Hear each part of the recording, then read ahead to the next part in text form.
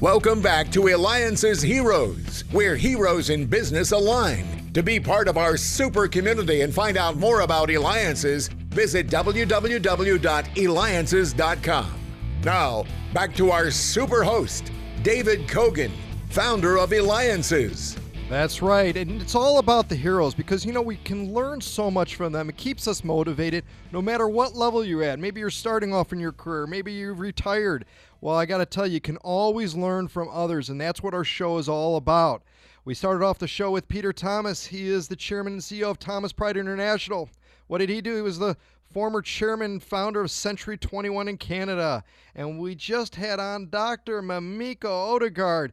She is the doctor of love. That's right. She was on the Laura Berman Show, the Oprah production, and so much more. You can see past interviews by going to Eliances.com. That's Eliances.com, because we continue to get feedback from when we had the founder of Yard House on, so keep that coming, Steel Platt, who sold his company for almost $600 million to Darden Restaurants. So you never know where your journey's going to go. But let's talk about our next hero.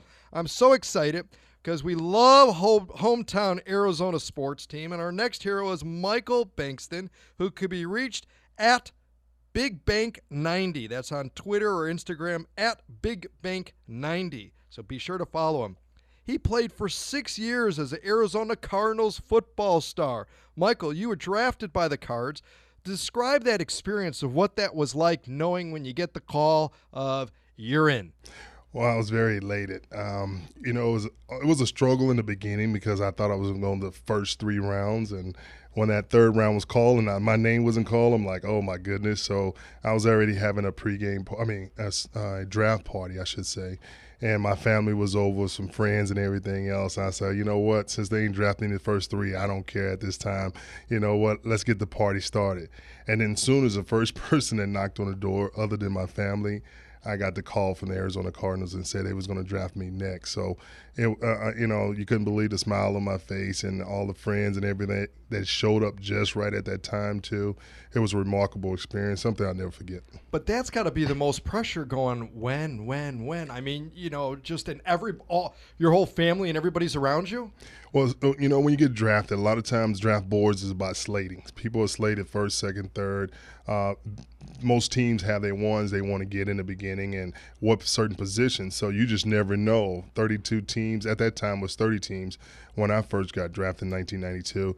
And so you just never know where you'll be slated. They had me slated as a nose guard, so I had to go to a 3-4 team. And luckily the Cardinals saw some value added in me and brought me in, and, the rest is history.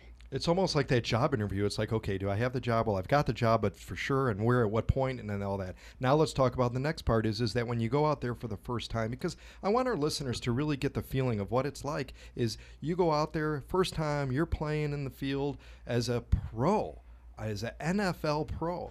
What is just going through your mind at that point? Well, at that time, I went to Sam Houston State, which is Division 1AA at that time. Now you got FBS, and BCS nowadays. And so it was a division lower than the 1A schools, and you had to prove yourself. So my mindset was always to go out there and prove myself that I could be with elite status and that I should be here. And so I played with that chip on my shoulder, and I realized that once you take that first hit, just like anything else, you know what, you're just like everybody else, and it's time to play ball. Now you got to get yourself up to the same status, because believe it or not, when you play in the pros, it's different in college. It's much faster. People don't see the difference sometimes because you see the college guys flying around, but when you're out there playing pro game, it is much faster, and you got to be ready to prepare yourself for that. So it was a remarkable experience for me. I still remember my first sack. It was against Randall Cunningham, the Philadelphia Eagles. I remember playing against the Cowboys because I'm from Texas, and, you get all those fun memories from playing in the league, and, it just helped create those foundations and help you to prepare yourself when the game is over and when it's time for, in our mind, real life, and to make that transition. And we're going to talk about that because, again, you're listening to me, David Kogan, host of the Eliances Hero Show.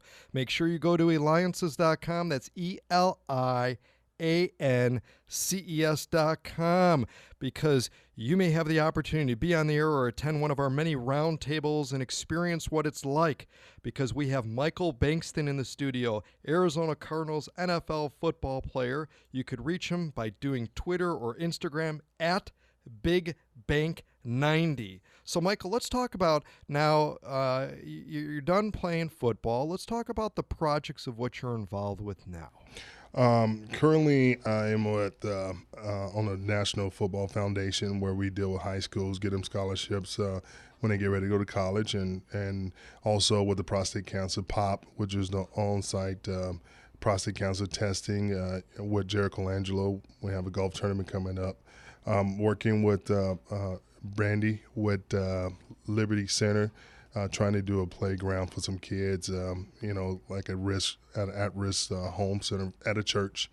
And then also just got done with the Fiesta Bowl and Cactus Bowl and doing a lot of things with that. So a full gamut of things that goes on and that you got to prepare for, and then challenges you have to make. I'm glad things in my mind have slowed down somewhat, but, my motto is better to give than receive. So any opportunity out there to give back to the community, to especially the youth of the day, I'm with it. I'm going to do it if I can get it done and fit it in my schedule. Phenomenal that you're just, again, continue to be involved within the community and continue to keep connected to it. And I think it's important to know is that you also work with local organization and other former and current NFL players to bring awareness of what we continue to hear day after day, concussions. Concussions. I feel like I walk around with a concussion sometime all the time.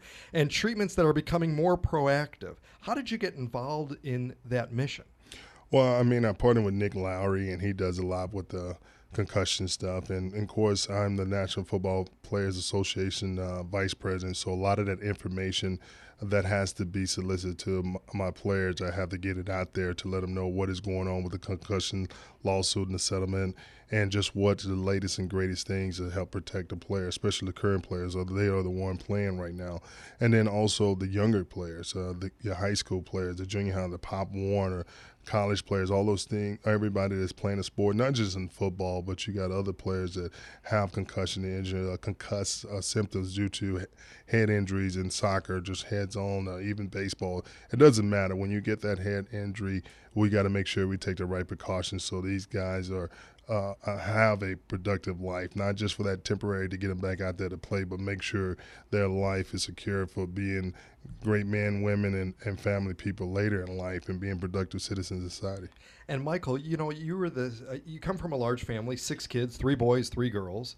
You're second youngest, in fact, of 6 kids. What lessons did you learn from your parents that you carry with you today? Because I don't think people realize, unless they actually are a former professional player, how much goes into it, day, night, everything from what you eat to what you think about, 24 hours a day. Well, my dad died when I was 5, and so my mom had to raise 6 of us. So, we went through the humble beginnings and the tough times and the struggle. So, my mom was one of those that she had to be no holds barred. She laid the hammer down, the rules down, and you had to follow them. And it was no cutting corners, no ifs, ands, or buts about it. And I try to do the same thing with my children. And therefore, my son has graduated college. One of my daughters go to Princeton. My other daughter goes to GCU. And my 11-year-old doesn't have a choice but to go to college because I believe in education. And just like my mom taught us, my older siblings, even though they didn't get their college degrees at the appropriate time, to 22 to 24 years old, but they went back and got their college degree. So it's never too late. It's always an opportunity, and you don't give up. And that's another thing we're taught, never to give up. Life gonna hand you different obstacles, different situations. You got to overcome them. That's a test of your character. That's a test of who you are and who you want to become in life. The same thing I teach my juvenile kids when I speak to them, because I work at a juvenile facility now, is, don't give up. We all had different backgrounds, different makeups, but guess what? This could build your foundation. You should be able to prepare yourself, not just be selfish, but also to help somebody else. Well, that's right. Well, Michael, you never give up. You continue to work for the community you played in for so long with the Arizona Cardinals. You speak out and support others. That's a hero. Michael Bankston. Follow him on Twitter or Instagram at BigBank90. And this is David Kogan with Eliances. And we'll make sure you go to the place where entrepreneurs align.